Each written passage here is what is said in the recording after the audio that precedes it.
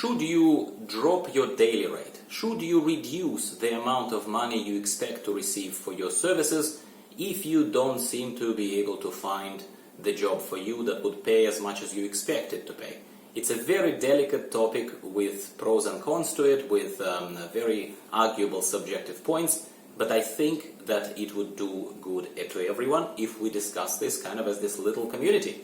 So that's what we'll be doing on this video.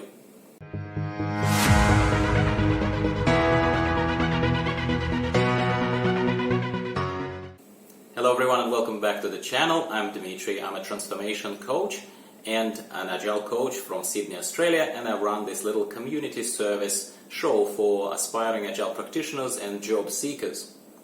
So as I mentioned at the beginning of this video, the topic of the delicate topic of remuneration and how much you should expect to receive for your professional services, especially when you're looking for work. And inevitably, progressively, a lot of us get a little bit desperate. There is no shame in this. We get a bit desperate to get that job. And obviously, people who are going to pay for your services, well, it's their money. So naturally, they'd be inclined to pay less than what you'd hope to get. That is just a market thing for you. It is not essentially specific to, Russia, US, India, Australia.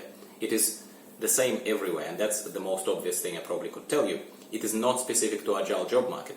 I'm sticking to the experience from the agile job market both inside and out, both as an observer and as a part of this market, as a product and as a person who is hiring or helping people hire professionals.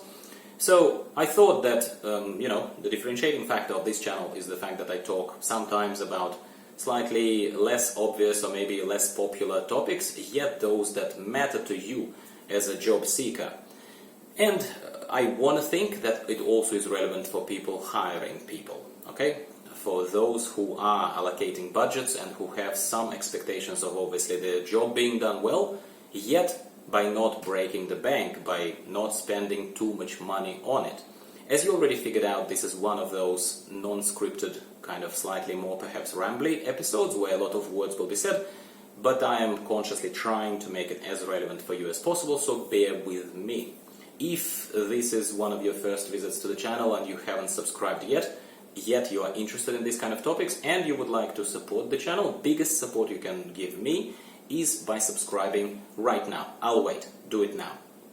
Okay, so the cost of your services, I cannot specifically right now, kind of in the middle of 2019, tell you how much you should expect to reasonably expect. I can, but I probably shouldn't tell you exactly how much you should expect to ask for your services with a reasonable chance of success.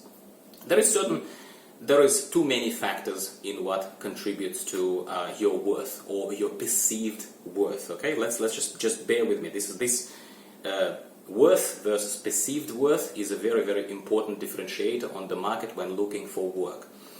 If you are fresh to the country, for example, I am in Australia, I have a lot of friends who are from overseas, so friends, work colleagues, relationships develop as they do. And when you are fresh to the country, generally the local people who are offering work, local companies, they have a choice, so let's just be clear, and I write about this in the books as well. Kind of, you have to understand and you have to develop relatively thick skin, I suppose, to the fact that you will get a lot of rejections, and these rejections will come simply not because you're dealing with bad people, bad companies who don't see your wonderful worth, but it's just because they have a lot of choice. They have a lot of choice. You are against steep competition. You're against steep competition of people who are already on the ground. Let's say Australia, in this case, because that's the closest thing to me, yet I talk to a lot of people from overseas as well, Belgium, for example, right? So local market, people who have local experience are always perceived more valuable to the employer because they have local work experience. I am doing this and kind of semi-rolling my eyes here, so you may get a feeling that I completely disregard this and say that's really not worth anything, they do it wrongly, Problem is that they're right in a way, because local work experience on the ground in Australia, for example, it does count for something.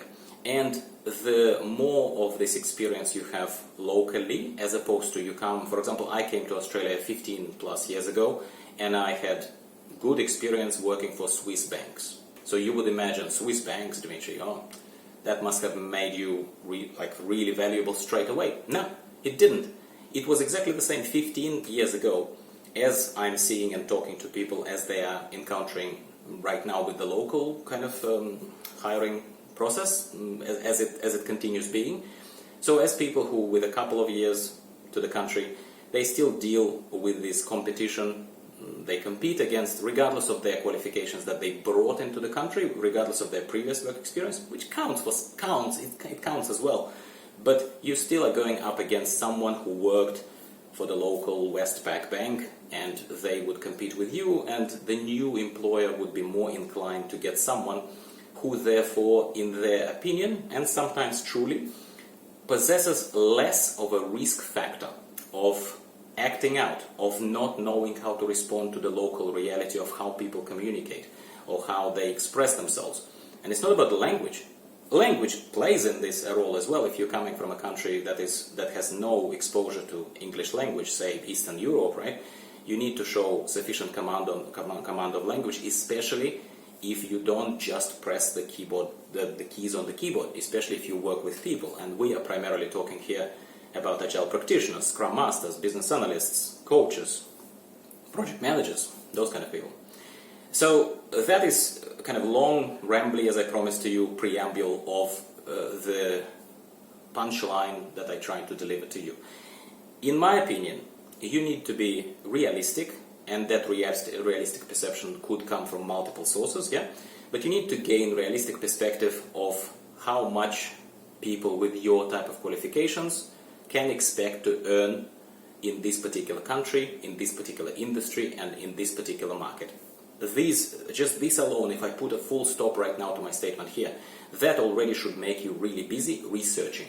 Research is power.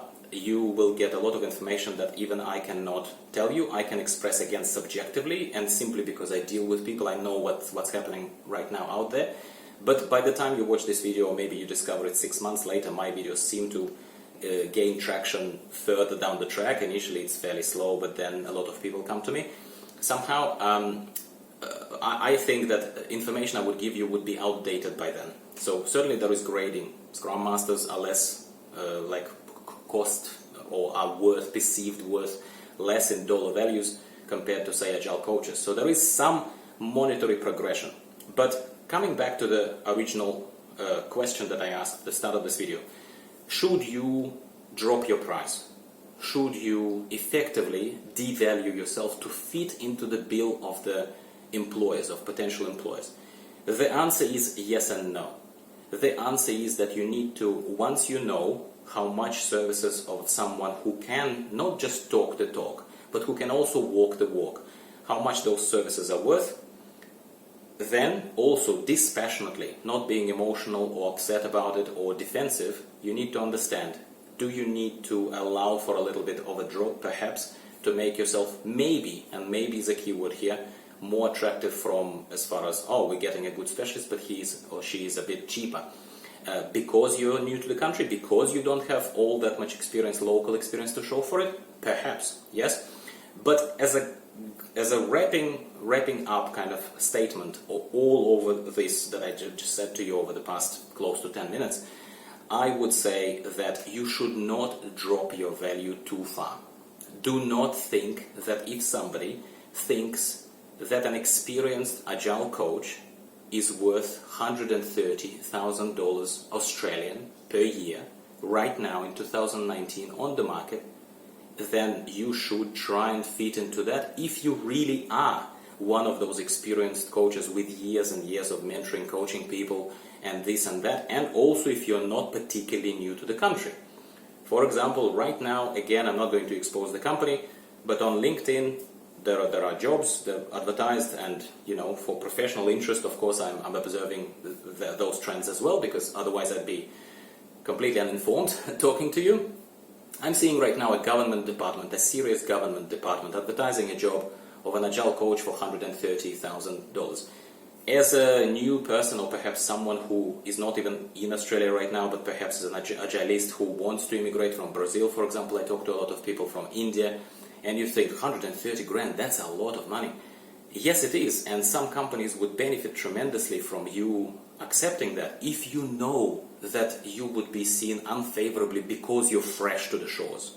That's how some of those companies or agile consultancies, how they get really qualified people from overseas, but with some shortfalls. And I'm doing the quotes here because it is not a reflection of your actual value.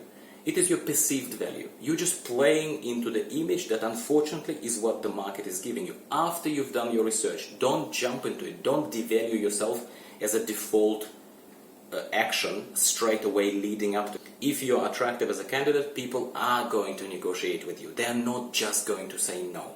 If you are outlandishly out of the ballpark and say, I want 150,000 and all they have is 110, then of course they might just cut you off and whatever. But if you know that you are worth that much, and if you know that the market kind of doesn't show any reasonable signs after you've done your research, for you to not feel like you're being too optimistic or too unrealistic essentially about your expectations. Being realistic is super important, right?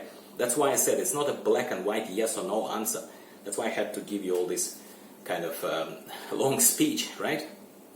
But in my opinion, there needs to be some stop-loss line, if you use trading terms, for example, below which you are unwilling to drop even the perceived value of yourself. Because you have to understand that it can be a counterproductive move.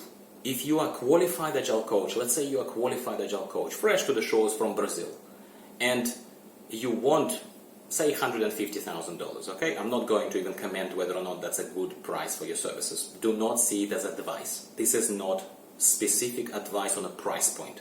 It is just an example. So say you want 150, and they say to you, oh, you're fresh to the shores, we can give you 100. That is, again, subjectively, I'd say that's people just kind of, it's a joke, okay? You should not drop your price just because of that. But then again, you could have individual circumstances under which you could negotiate up, right? Because you started high enough, reasonable enough. Say you wanted 150, you said, okay, that's great, but I cannot fit into that. I can do 130, and then perhaps we could have a review of my performance in 6 months, and perhaps then I could go higher. You know, there are too many factors to try and just blanket give a message here to a YouTube audience that I don't see and I don't know your individual circumstances. Which is why I'm repeating myself several times to make sure that the message is clear. The message, once again, to summarize, here is the fact that you need to know the market. You cannot just blanket advertise yourself and then be non-negotiable on that price. But then there needs to be common sense and a certain self-worth point beyond which you should not drop, because it will not make you more attractive. It could have completely self-demeaning and completely sort of counterproductive effect on you, on your perception of self-worth, and on how people see you as well as far as the practitioner. Put simply, doing certain types of jobs, we are expensive. We are expensive because some of us at least, we bring a lot of value. I talk to really, really good people who are on really, really good money, more than I am, okay? Let's just talk awkwardly here. And I think that they're fully worth it. They're fully worth it. And I spoke to leaders, I spoke to CIOs, for example, who say, oh, I paid an arm and a leg for that guy, but he was worth every penny. Yeah? Had a conversation not long ago. So this is my message to you. Do your research. Sites like Glassdoor.com could give you some insight. I'm not going to say it's an end-all, be-all, but this is one point of research where people, there are certain areas there on the site where people publish anonymously, usually, how much they were paid in specific companies with specific date ranges. So that may give you a rough idea. Communicating with people and being honest with people, respectful of course, but honest with people as far as, look, you don't even know where to start. You don't even know how much you could, with your qualification, expect to receive as far as remuneration.